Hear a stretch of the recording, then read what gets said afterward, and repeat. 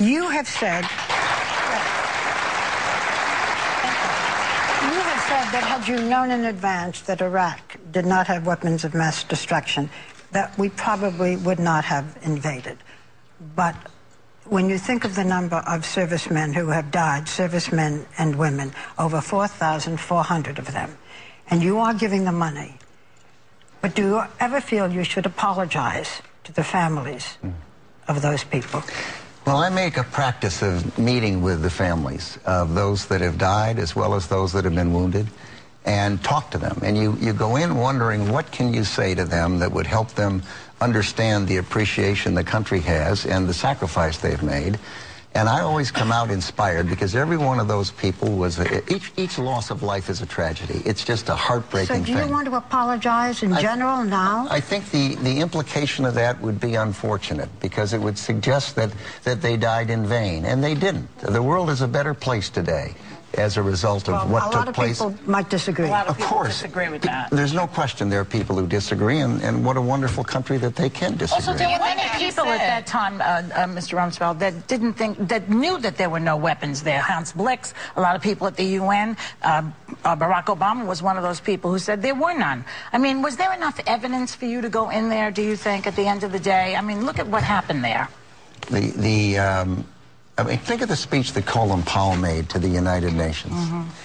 He believed every word he said. Why did he believe every word he said? Well, there's a question about that, too. Well, wait, there's no question about what he said. There's no question about what he believed. He was sort of duped by the information. Right, he gave. There's no question. You have said that he was not. He has said, his people have said he was. I've not said he wasn't duped. He may have made a mistake with respect to the intelligence, but the intelligence turned out to not be completely correct. There's no question about it. There were not large stockpiles of weapons.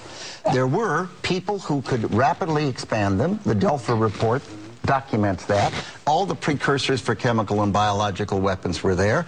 This is a man who had already used chemical weapons on his own people and on his neighbors.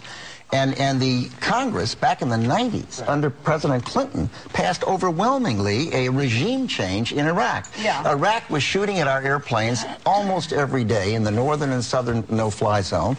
Iraq had rejected 17 resolutions of the United Nations. The oil for food proposal or program was in tatters. It was a fraudulent thing. And if you look around today, where we are, Iraq is a better place, having Saddam Hussein Maybe gone. they would have had an uprising now on their own, and we wouldn't have had to go to We'll never know. But don't forget, the road we didn't travel is always smoother. There's something about that. I do want to tell people that you have a website which documents 2,000 different memos. Hundreds of memos and thousands of pages. And people can go to your website and get it if they want to read further about any aspect. Because this book, we've been talking mostly about Iraq, but this book is about your personal life, it's about Vietnam, it's about many, many years of service. And no matter what, whether one disagrees or agrees, you have to be applauded for the years you gave to your country. Thank you so much. I hope people will go to the website, Rumsfeld.com.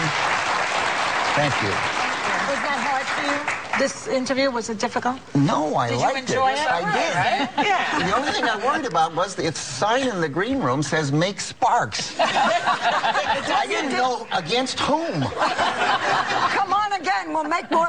Next time we'll ask you about Lindsay Lohan, okay? Oh my gosh, I'm That's a tough one. Yeah. We want to tell you the book is called Known and Unknown. It's on the bestseller list. Everyone in our audience is getting a copy of it, and we thank